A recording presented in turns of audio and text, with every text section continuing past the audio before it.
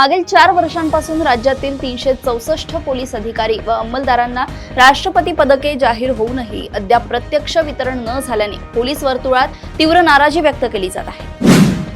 मुख्यमंत्री माझी लाडकी बहीण योजनेच्या जुलै महिन्याच्या हप्त्यासाठी राज्य सरकारने सामाजिक न्याय विभागांतर्गत अनुसूचित जाती घटकांसाठी राखीव असणारा 319 कोटी 53 लाखांचा निधी महिला व बाल विकास विभागाकडे वर्ग केला आहे।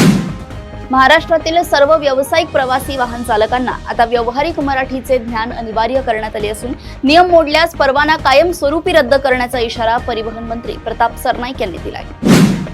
नाशिक आणि त्र्यंबकेश्वर येथे भरणाऱ्या यंदाच्या कुंभमेळ्याला अधिक भव्यता देण्यासाठी त्याचे नाव महासिंहस्थ असे ठेवण्यात येणार असून यासाठी 34,000 कोटींचा निधी आयोजित करण्यात आला आहे।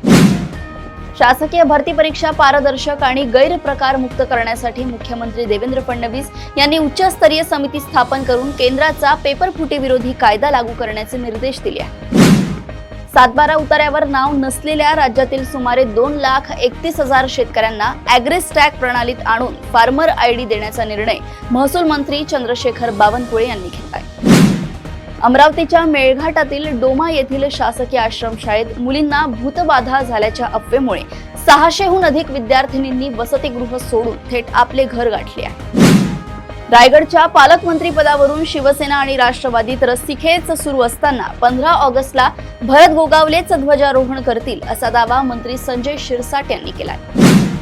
अन्न व औषध प्रशासनाने अस्वच्छता आणि नियमांचे उल्लंघन केल्याप्रकरणी प्रसिद्ध डॉमिनोज पिझ्झाच्या मुंबईतील 3 आणि साताऱ्यातील 1 अशा एकूण 4 आउटलेट्सवर काम बंदची कारवाई केली आहे।